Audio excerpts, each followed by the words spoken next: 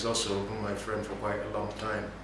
Okay, let's just start with the fundamentals. You were appointed as Anambra State Commissioner in April 2000, Commissioner for Industries in April 2023. That is correct. That's about a year and 8 months. That is correct again. So what would you say has been your value addition, the major contributions you have made since being appointed, and what will you say, have been the challenges you faced? I mean, given the fact you're also a significant player in the private sector. Thank you. It has been an honor and a privilege to be in Anambra, to contribute to the development of the state, to also work with a very good friend, a client, a brother, and in many respects mentor as well, Professor Jideofor Adibe, who happens to be the governor of Anambra State. And I accepted to go in part because I believe that the vision of his administration for Anambra State, we are all witness to history, to the changes that he brought to the Nigerian banking and financial landscape. And in so many respects, we're also not just witness to history, we're also participants in so many levels on the making and the creation of that history. And so when he came into Anambra, it was like an opportunity to be part of another history-making event. Indeed, my acceptance to go was not the first invitation to be commissioner that I have had. The first invitation I had also came from him in 2006 when Peter was elected as governor. He had asked me to go to Anambra and be part of that, but I was in the heat of so many things at the time. The stars, as we said, were not aligned for that election at the time. And so this time around, I thought, yeah, with what we now know of how the world works, and the people we now know in the world and in Nigeria, and where we know the world is going, perhaps this is a window of time to help our people move in that direction. And so in Anambra State as Commissioner for Industry, my mandate has been primarily to help put a lot of the MSMEs on an escalator. What does that mean? It means helping the unemployed become entrepreneurs, helping micro-entrepreneurs become small, helping the small become medium, and helping the medium become large. And so the question will be, how do we do that? Well, we do that through direct engagement, through meetings, trainings, workshops, conferences, partnerships with the Chamber of Commerce, Manufacturers Association of Nigeria, in the Southeast, in Anambra in particular, working with them to not just acquaint them with the programs of government, but also to deal with the issues that they have as entrepreneurs. And a lot of the problems they have are primarily to do with access to finance, to do with power, to do with infrastructure, and also to deal with the harmonization of the tax systems and stability of policy. Stability of policy was easy, obviously, because in Anambra State, for industry, we have a procurement policy that is primarily driven and focused by Made in Anambra, we call it. And that is to say that in procurement, we ensure that the government buys all things made in Anambra in the first instance. And where those things are not available, then we buy Made in Nigeria. And in the same line, if they're not made in Nigeria, then we look to the world for solutions. It is essentially in the context of this that the government drives innocent vehicles, wears a white made in Anambra, by local fashioners and designers and all. Okay. And then in terms of access to finance, Okay. we have 3 pots of money. Okay, one domiciled within the Anambra Small Business Association, and then another pot of money domiciled within my office in collaboration with Bank of Industry. Okay. And from these 2 locations, we are able to support and provide financing to MSMEs. Sorry, Ali, because that's precisely the question I wanted to ask you, just Okay. so that you can take it together. I know you launched that low interest loan scheme for. Yes, 1-digit interest. Can we have figures? Do you have figures of how much has been disbursed and how much has been repaid, if available? Okay. But I also want to follow up to some of the things you mentioned. You mentioned about the general policies of the government towards industrialization. I am trying to think of, do you have for example, you mentioned the government driving in motor, wearing a coat, and other things you've been doing. Is there any Those are all symbolic. Is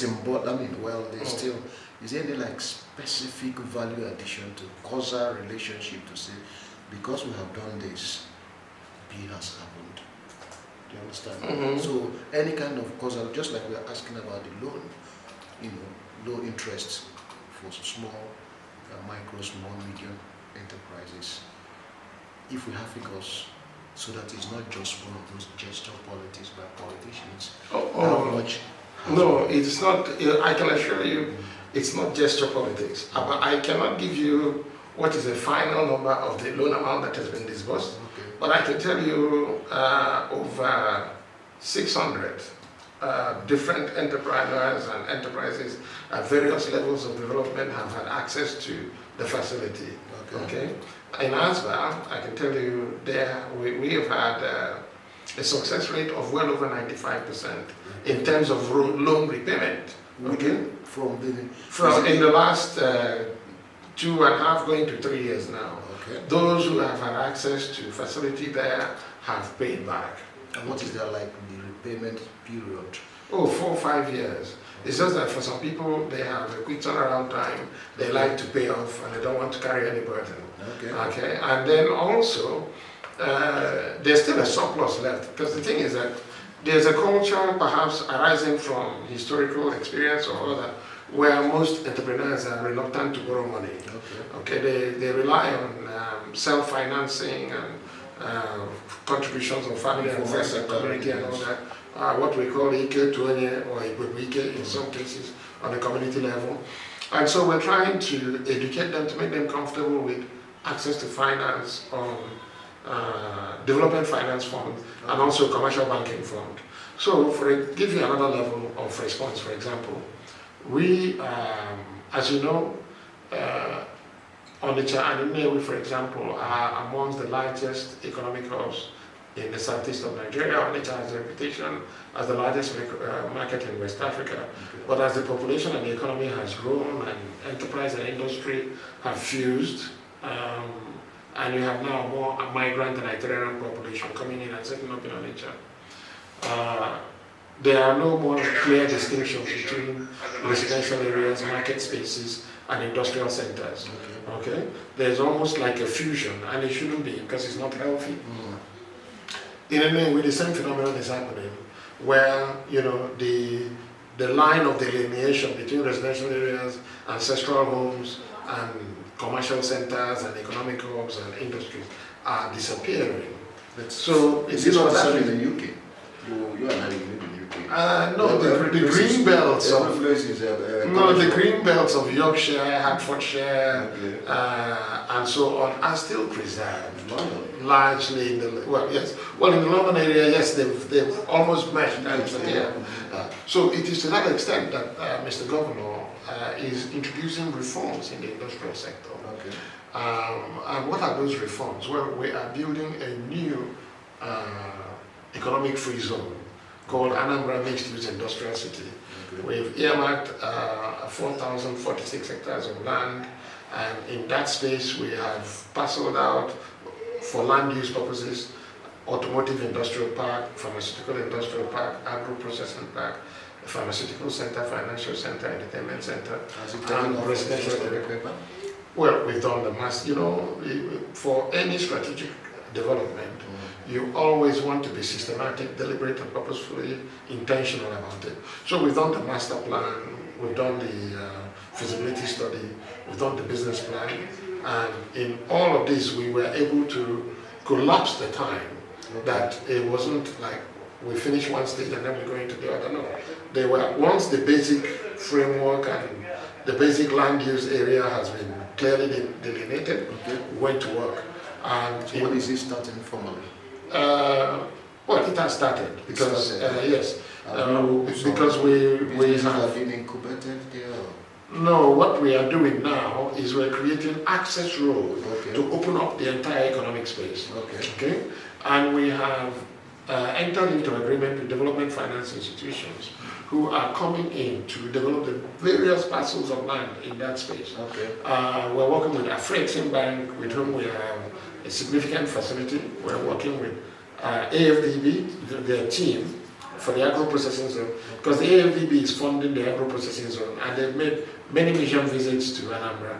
And the last one was just 2 or 3 days ago, and we expect that the IFDB board will approve the entire funding for the agro-processing zone and the agricultural transformation centers in March, which means that in that entire first half of 2025, we should have the entire funds from AFDB coming in for the purposes of not just creating the basic infrastructure, road, power infrastructure, water, electricity, and all of that should be there.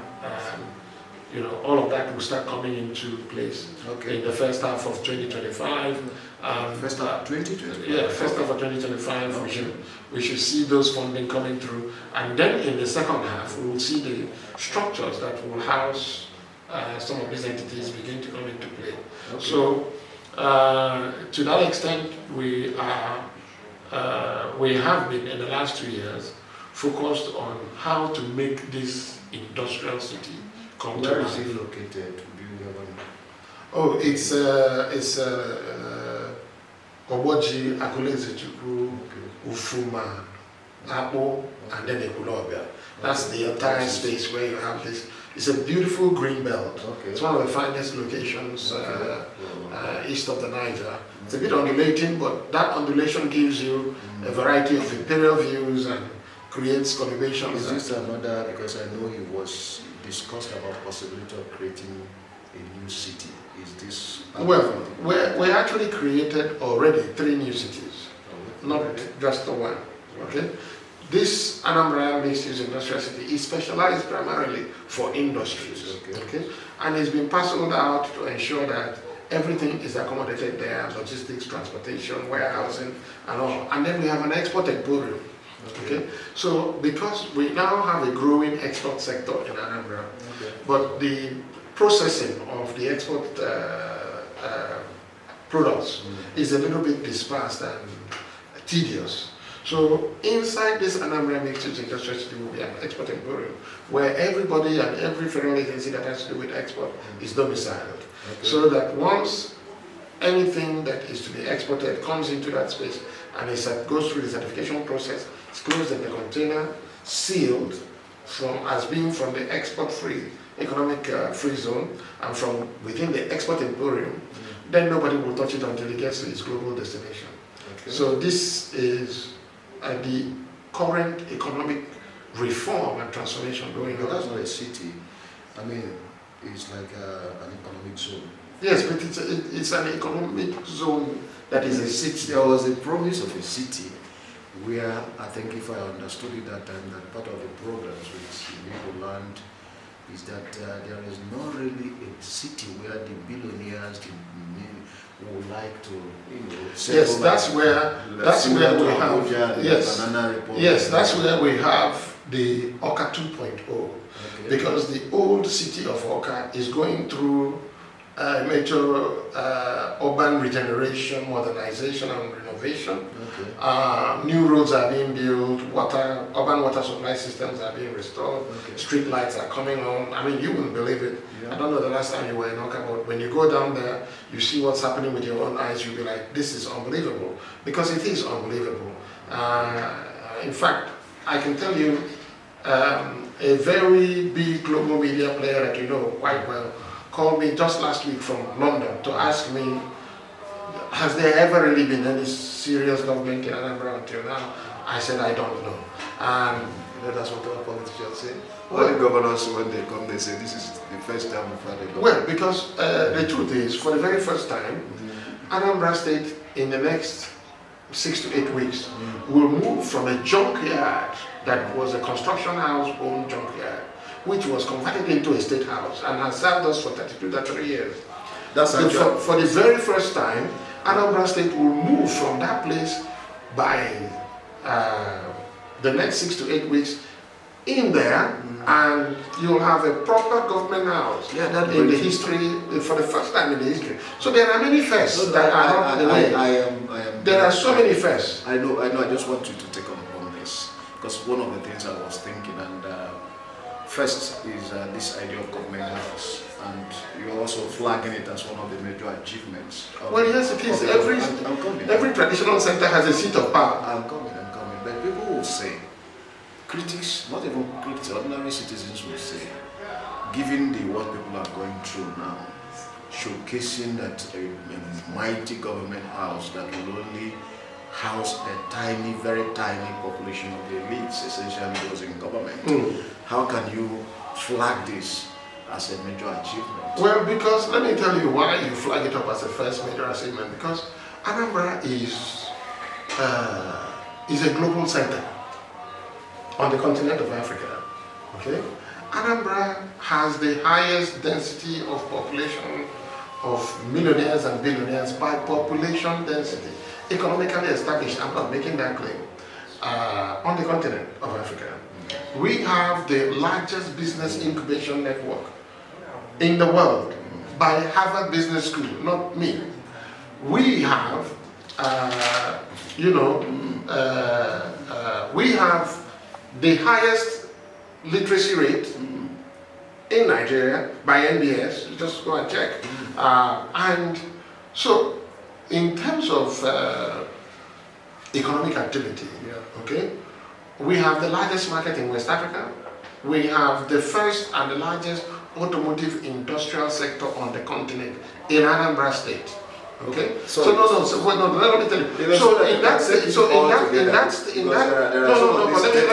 you. Let me explain to you why it is important. So, in the significance of that, and now we have an entry port, an airport, okay, to which the world can come to Anambra. Now, people are coming from some of the most advanced places in the world, okay, and we are repositioning the economy of Anambra to match the vision of Mr. Governor, which is that Anambra is becoming a smart mega city, okay, where people like and prefer to live, to learn, to invest, to work, play, enjoy leisure, and just relax, okay? So now, you cannot have that. Do you know why the first thing that was built in Abuja was outside of the Secretariat was the Hilton? Do you know why? No. Do you also know why part of the first structures that followed Aso Rock and the Federal Secretariat was the Hilton? Because you have to build the home and the seat of government. That's why the first major structure by Julius Berger in Abuja was Aso Rock. As soon as the president moved, he mandated all the federal structures and all diplomatic missions to follow him. And they did. And because these embassies didn't have a place to stay, they didn't have missions or mission offices and so on, the Hilton was built as a temporary stop measure. So, we have in Anambra, we have the seat of government being built for the very first time. Even in our traditional ancestral homes, when we used to live in palm front homes and mud houses, the palace of the king, the traditional home of the king in any community, was amongst the first places to be built. And everybody in the community worked to put it together. It seems to work the other way around. The good governors, Jakonde, for example, when he was minister, was driving on his private cars. And there are so many humble people. Indian prime minister doesn't tell he's not even married. The younger brother goes on keke, drives a keke. So my question, they drove Tata vehicles, which became national vehicles for India. Yeah, just like Mr. Governor is driving in also vehicles. But what I'm trying to say is, if we flag, if you flag the building of construction of a government house, it's not a hotel. So if you are able to attract visitors from around the world, which we are now. I'm coming now because I have some data I'm going to throw up now. So if they arrive, are they going to come to a government house, or are you going to show them good, decent hotels where they're supposed to stay? Exactly, we are doing that already. The hotels are springing up. You'll be surprised. I'll give you a lineup of hotels that are coming up, and those that are already existing. I'll give you, because this is a question of. Let me give you. We're in a hurry. We're taking everything at the same time. I know. The hotels are springing up. The state house is coming up. The cities are coming up. Anambra State was placed 7th.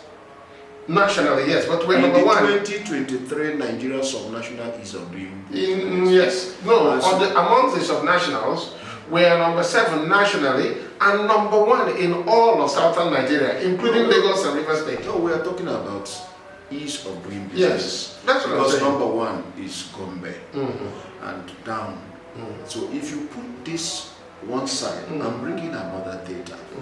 A recent data that came up and about the number of states that were able to attract FDI, as you know, because the sum total, one of the indices you can use to convince people is to say, before we came to power, FDI was 1. Now, since we have been to in power for 2.5 years or 3 years, FDI has increased to this. What is the largest data? What is the largest inflow of FDI to any state in Nigeria? No, it's Lagos, but I know that. How much did they draw in? You got 4 million.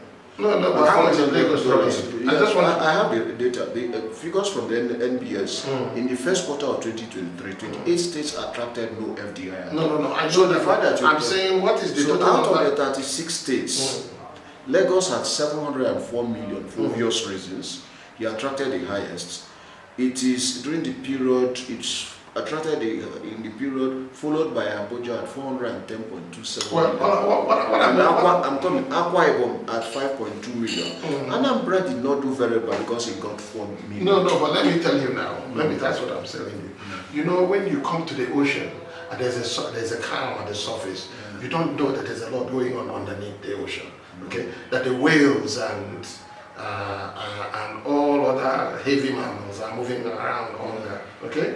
What I'm telling you is that in the last 2.5 years, the work that we have done in Anambra, okay, in 2025, the FDI inflows in Anambra will eclipse the total sum of money that has come into Nigeria in 2023. I was looking for the FDI before you came to power. I gave it up because I said, okay, even if it was higher, you could argue that it was COVID and the rest of them.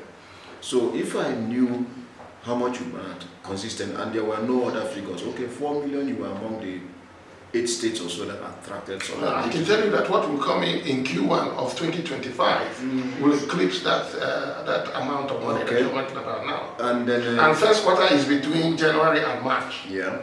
Okay. Of 2025. Yeah.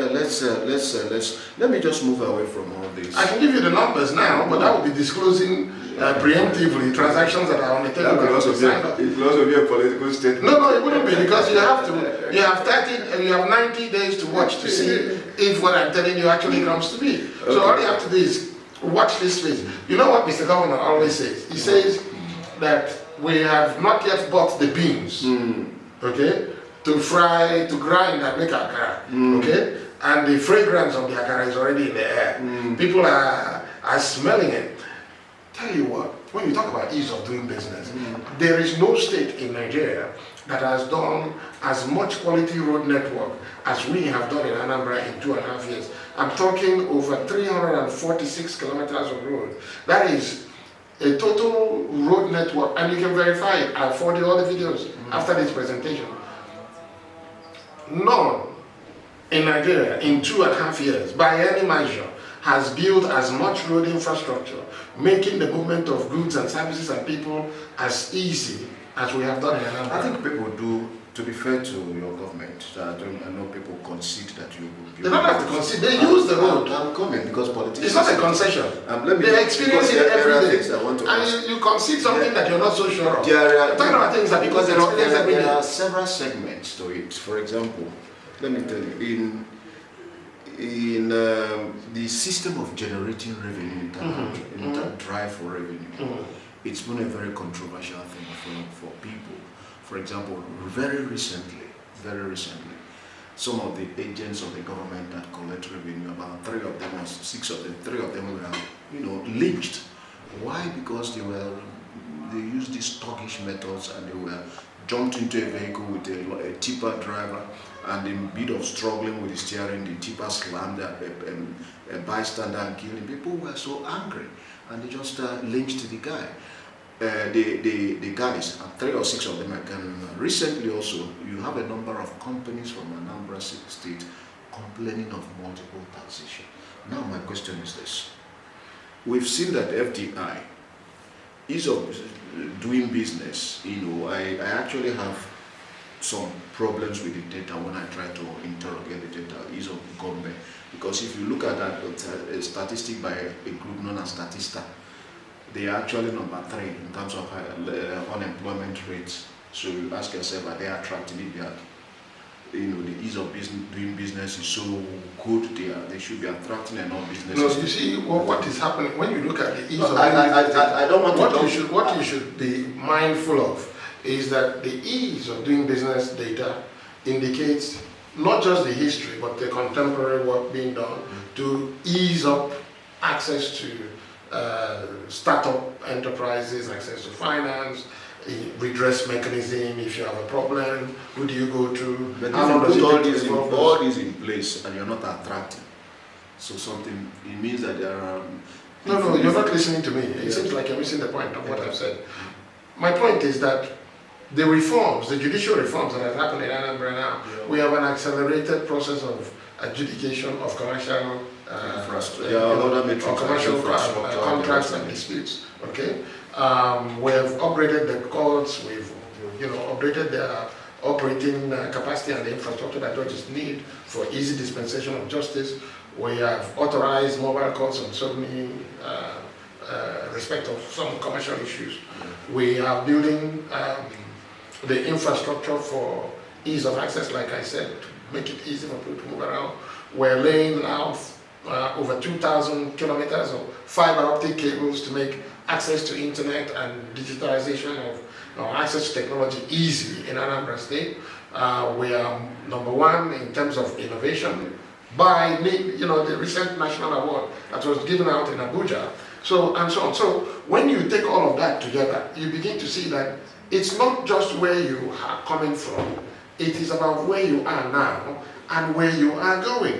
And what I've said is that whilst the data for FDI in Anambra in 2022-23 might not look impressive, our data for export is also very impressive at the same time, because we've seen a quantum leap from an average of 14 new entities becoming part of the non-oil export. We had a jump of 112% in the last 1 year. Okay? That means that the industrial energy, and when you go to the chambers of commerce, there are 3 major chambers, you interrogate their data, you will find that there are a massive new entry of members into the chamber. What that tells you is that there's a growth of new entrepreneurial energy, feeling the need to be part of an organized private sector that enables them to access greater benefits than they may have enjoyed as sole individuals operating on their own. Okay? You look at the data from the Manufacturers Association of Nigeria, you also see a large inflow of people coming into the manufacturing sector, and those who are already in the manufacturing sector expanding their scope of business. I can give you a lineup of quite a few entities that are doing that. That's part of the reason I'm saying to you, check this figure of FDI for Anambra State in 2025 and tell me again which states have anything bigger than what Anambra will record in percentage terms. Okay. And in real terms too. Because it's difficult to start to compare, say, with Rivers, Akwa Ibom, and Lagos for just reasons. No, don't worry about that. Okay. Don't make that excuse. Just watch what the numbers will be in 2023. Okay, we are waiting, but the other arm of the question I asked was about the revenue generation method, the drive for internally generated revenue. Yes. Let me address that. Yeah. Now, when it comes to internally generated revenue, obviously, as you know, one of the things that Mr. Governor did, Professor Jideofor in his first address was to try and clean the stable on idea. What does that mean? Well, first of all, terminate the existing structures of tax collection, just so that he can have an opportunity to interact with those who are in the system and review their mode of operation before approving that they continue or that new people take over what they're doing, right? So that's part of why tax reform or tax collection reform and idea was part of the major pillars of work that he did as soon as he came in. Now, what has happened though is that there are so many human elements that you cannot control when it comes to tax collection. Globally, tax collectors are infamous, especially when they do it in a direct method.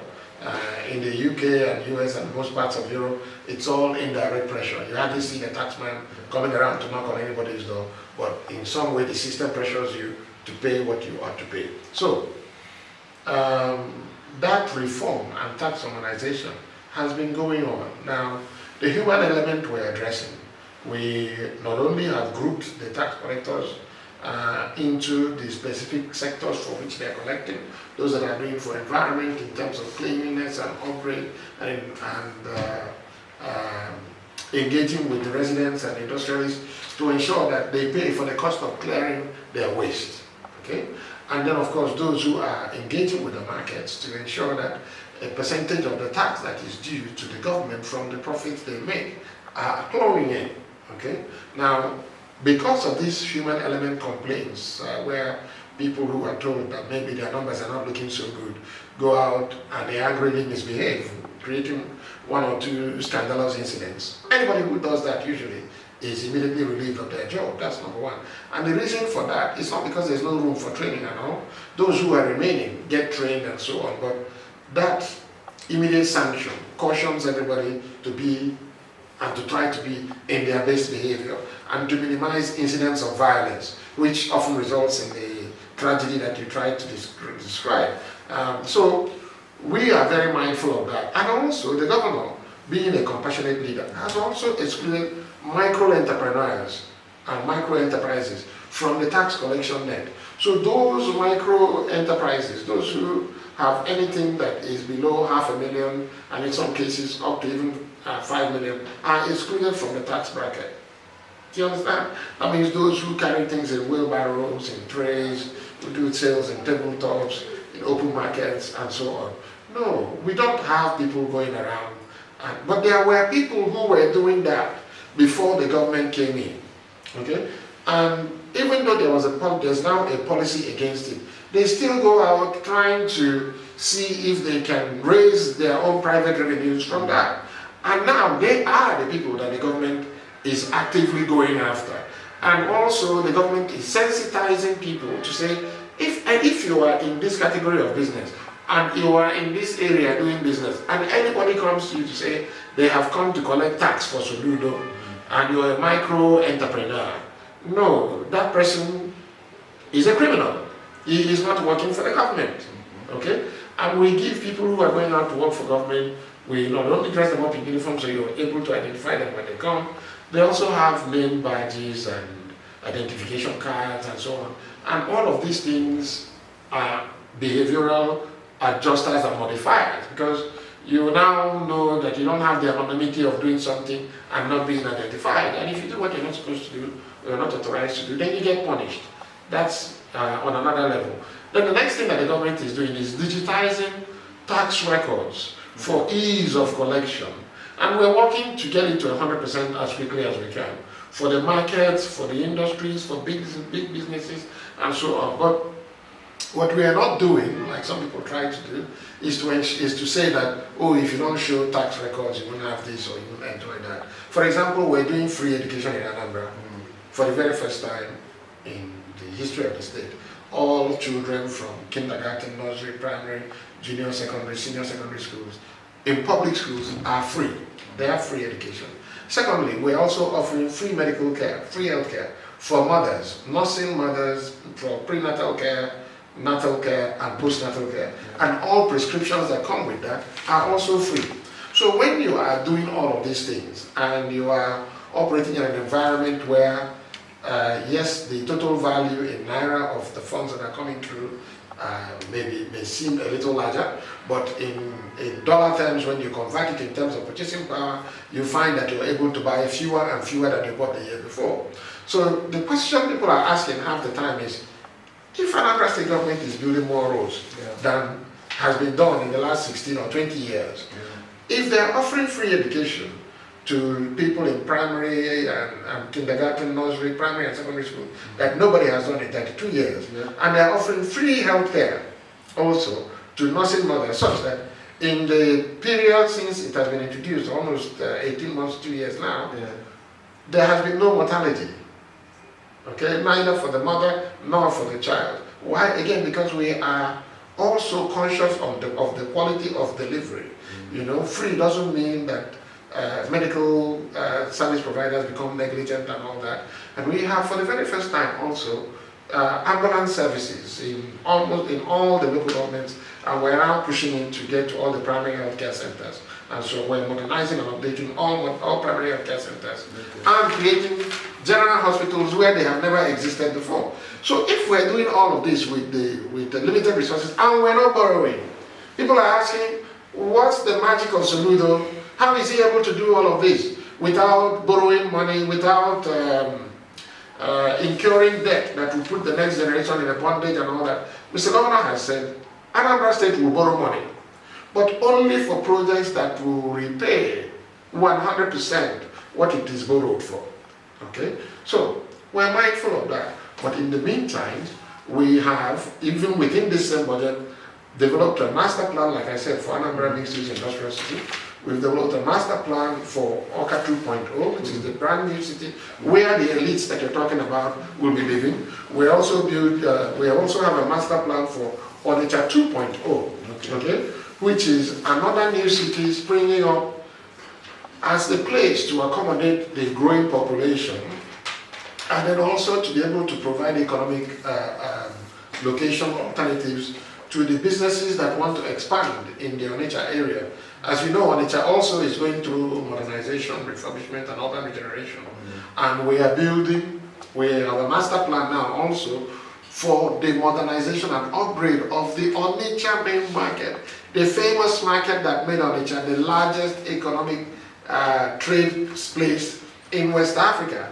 We have a plan to bring it, and we're executing. Okay. I just want to, I don't want this to drag, and I know you're a very busy person. No, because you see, the thing is, in economics, like in development economics, that's why people have not just 5-year plans in some cases. In some instances, people have, like in China, they don't do short-term planning. They unveil strategic development plans. They have foresight committees on almost everything imaginable. And that is what underpins development in a strategic way. It's systematic, it's deliberate. Implementation of it is deliberate. You know what everything will cost, and if there's a price adjustment for inflationary purposes, you do it. Okay? So we must have deep respect for planning, because it is the absence of planning that has created almost the chaos that we have in the entire Southeast now, where so many things are just happening haphazardly. So we're trying to impose order. And to tell people, not just impose the order, But you show them the hazards of what is happening now and the order that will come from planning, what the future would look like, so they can see it and see that it is unfolding. There's a big distrust of government. Well, yes, historically. Every government in power, especially in our own climate, they want to create the impression that until they arrived, there was no governance. So, but what I want to ask, and we're rounding up very shortly, is to the governor promised during his campaign to turn Anambra State into Dubai, Taiwan. Now, may I ask, where is that promise? That's one thing of the question.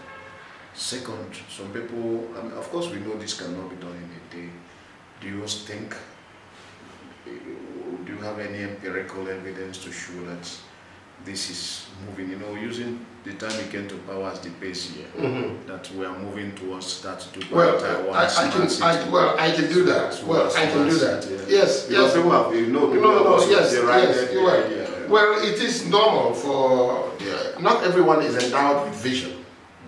And it is not everyone that is endowed with vision that is also endowed with the capacity to deliver that vision. Okay? These are two unique phenomenal gifts that Professor Jideofor has. When he came into banking, the banks were dragged kicking and screaming to make the 25 billion capitalization that they needed to be stable and to be able to engage with their peers globally.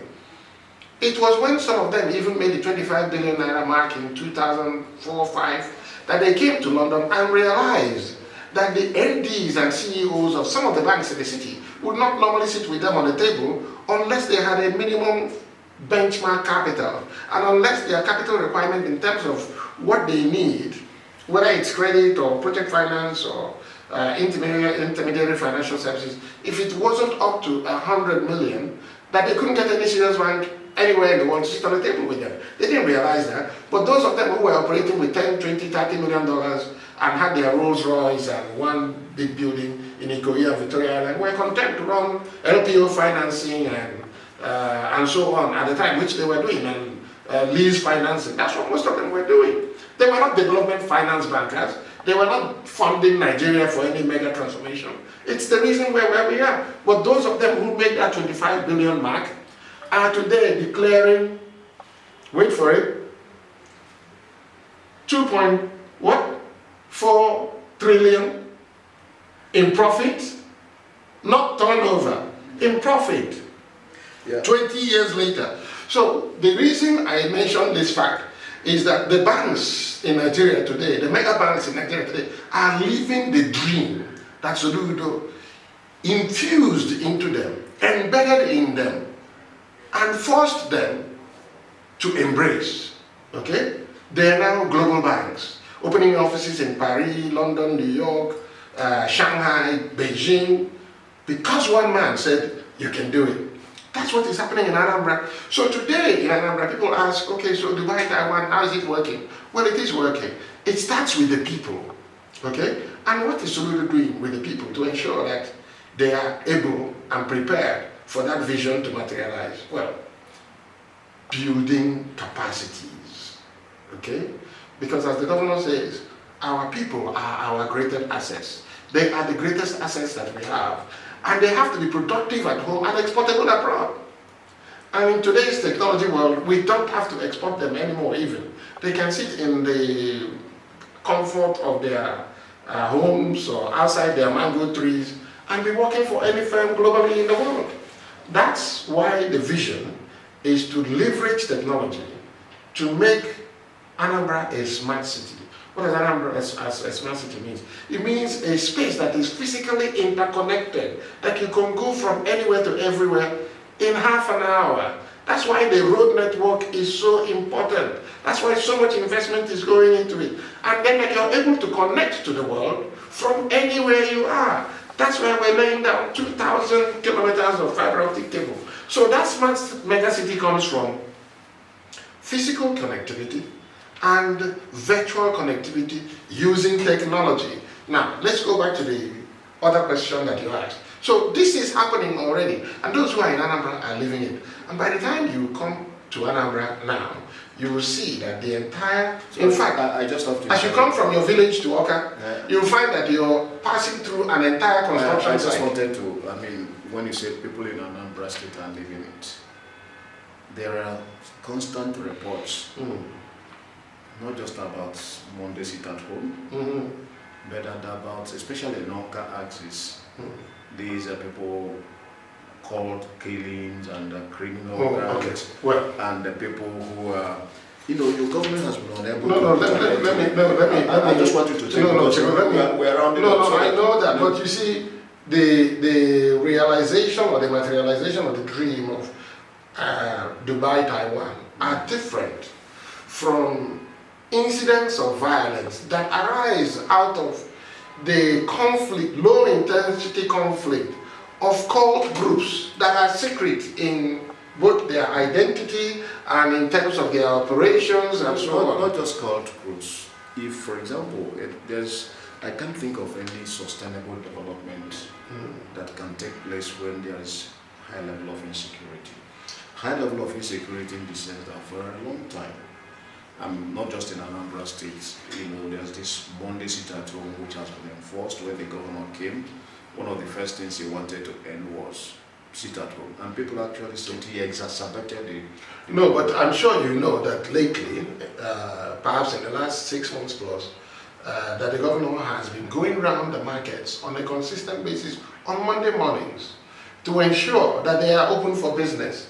I am also aware that since I came into government in the last 18 months, we've always had our ESCOs on Mondays, and Oka is alive with activity. And there's not been a day that I woke up to go to ESCO meeting that was called on a Monday, and somebody said, no, you can't go. Okay? It doesn't happen in Oka, but what I do know is that in some places where the markets have remained shut on the Mondays, people have very few needs to go to market because it's not open. And that is the reason why we are actively, as a government now, enforcing the openness of those markets. It just takes one incident of one crazy person kicking down the trays of a groundnut seller for some people to run away everywhere saying that, these guys have come again. No, they can't have. You see, we always confuse what we try to do. What we try to no, it's not trivializing it. What we try to do, that's criminality. What we try to do is to make a distinction between people who are engaged in some ideological struggle that they believe that they must stifle the economic development of the people as part of their goals for achieving it, and those who are criminally minded to leverage the same ideological struggle to extort whatever benefits from the people and also punish them where they can. Now, it is the role of government to ensure that wherever we get those people, that they're severely punished and in some cases neutralized. That is what has been happening on a consistent basis. You're playing it down. But no, I'm not playing it down. I know, for example, I know a number of people now who hold their weddings, traditional weddings that in Igbo land usually take place in the village setting. Now they do it in Lagos, in major cities, and there was that celebrated case of Cubana versus Anambra State where they said, well, I decided to go and do it in Enugu State because of the level of insecurity. No, they came and buried their father in the village. They buried their father in the village. When they buried him before they went to host their friends, did anybody come to their village? When they took their father's coffin to bury him in the village, did anybody stop them? Did they report any incident of violence? They said they sneaked in. No, this is all rubbish. You see, the people, some people, okay, people do things for a variety of reasons, okay? Because when this story is told, people forget that his father's coffin, those who were central to the burial, actually came home and buried an entire demand properly like they should, okay? Dug the grave, did all the ceremonies they needed to do, buried him without any incident.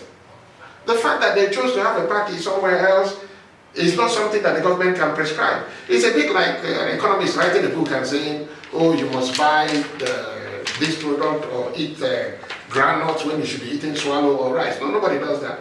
What I am also telling you before we go, finally in 1 minute, you asked me a central vision question, which is, how is the Anambra Dubai Taiwan vision unfolding? Okay, now I tell you, the first set is that you must have a plan. Okay, do we have a plan? Yes, we do. We have a plan for the Anambra mixed use industrial city. I'll send you. Connects all of our urban centers, to make the ease of movement of goods and services completely easy and free. Okay, and we've accounted for properties and economic impact in terms of the environmental assessment of what needs to happen for that rail line and so on to emerge. So we have that master plan too. And we now know spaces where we can no longer allow development to happen so that it doesn't impede or encumber the development of that train line. Okay? So this is the foundation of what will become and what is becoming. Because you have to dream it, then you have to design it, draw it up, show it to people, they can see it, they can imagine the future. Okay. So that's already coming into existence, right? Then we have groundbreaking ceremonies for the Anambra mixed-use industrial city in 2025. So that city is going to rise in the shortest possible time as we move in. Okay. Why? Well, because the funding for that is already accounted for from Afrexim Bank, AFDB, Africa Finance Corporation, and all the other private entities that want to come in, including some players in the Nigerian Stock Exchange that have already put in some money. Okay. That just to be anchor equity participants in the development. Okay. So nothing gives you greater confidence that it is going to happen. Okay, that's number one. Number two is the human element of it. We have 1 year, 2 skills. We've trained 5,000 youths in last 1 year. We empowered them with 2 billion naira in terms of grants, not credit.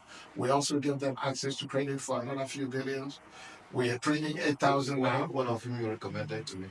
Sorry? One of whom you recommended. Exactly. Okay. So we are after done that 5,000. Today we're doing 8,000 on the same 1 year, 2 skills. You combine that, that's about 13,000 youths that have been equipped with 2 life skills for them to start their life as sole entrepreneurs or joint partners if they choose to form a cooperative. Then we have at SID Solution Innovation District, we've trained 10,000 youths on Code Anambra, done in partnership with Microsoft and Mutual Foundation. So it means that if I tell you 10,000, it means you can verify that number. Then you have Code Anambra, which is another 10,000. And then just last week, the governor launched 1 million digital tribe for Anambra. Okay. Now, how is this going to work? How are we going to train 1 million digital tribe out of a nation of 8.5 million people? Okay. How are we going to do that? Well, we have an intelligent learning management system that has been built of world class, like it is anywhere else in the world, like the federal government is doing for their 3 million. We have one for Anambra for 1 million, and it's all free. And to activate, that's part of a zero poverty strategy, which is to say people can go online for free, take courses, they don't have to pay anybody, they can run it from their handsets, from their computers, or wherever, internet cafe, wherever they can get, innovation hubs, clusters, and so on. Get in there, get that skill, and you start making money. Now, the other thing also on the back of that is that we have additional, what we call input to industry for export development.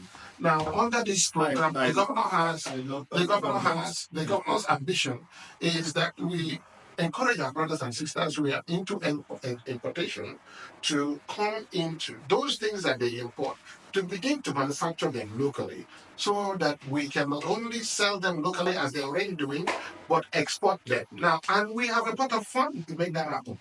We have our own fund in government, and we have institutions that have put together 100 billion. And I think you should hear the announcement before this response. Well, I know the conference that we are working. You are not short on plans. We are working. And you say we will have to wait to see how many of them come to fruition. No, they're happening already. We only pray that as many as possible. because the The problem. people are driving on the roads that I'm telling you. I know. They are walking under the street lights that I'm telling you. Yeah. They're drinking the public water that I'm telling you. Those governments are. No, they haven't done that. Some of them have stopped. Their water stopped working the day after they commissioned it. I'm telling you something that you can phone your people in the village now after this interview and ask them and say, is it working? And they will say yes. If they say it's not working, call me. But I know it is working. I just want to round up with one question. Okay. Well, just one question. And if you can give me 3 sentences to wrap it. Let's hope Anambra 2025. Yes. Your fears, your hopes, your fears too. What are your fears about 2025 with all that you've heard about that, all the permutations that are going around, and what are your hopes? Well, for Anambra 2025, I have no fears. none at all. That is a simple truth. Okay.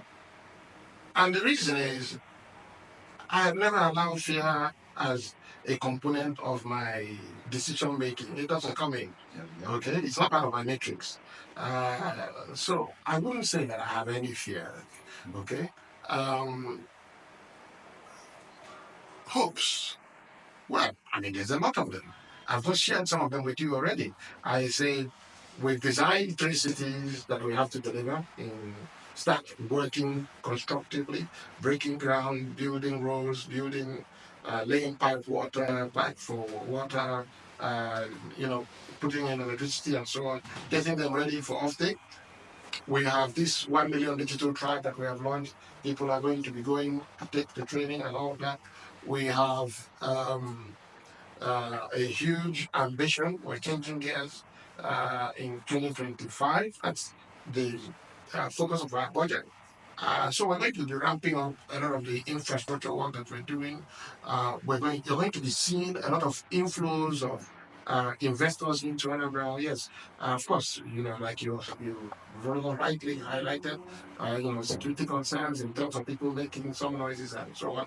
But you see, part of this security fear comes from people who are hoping to run for office in 2025 not having anything on which they can knock the government because on education, people know that their children are going to school for free and quality education, and we employ teachers to teach them.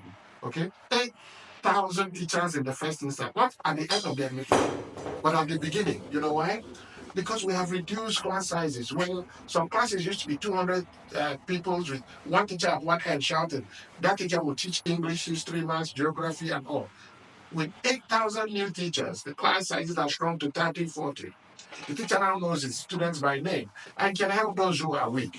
Okay, and we acquired computers that we shared out to the teachers and head teachers and all that.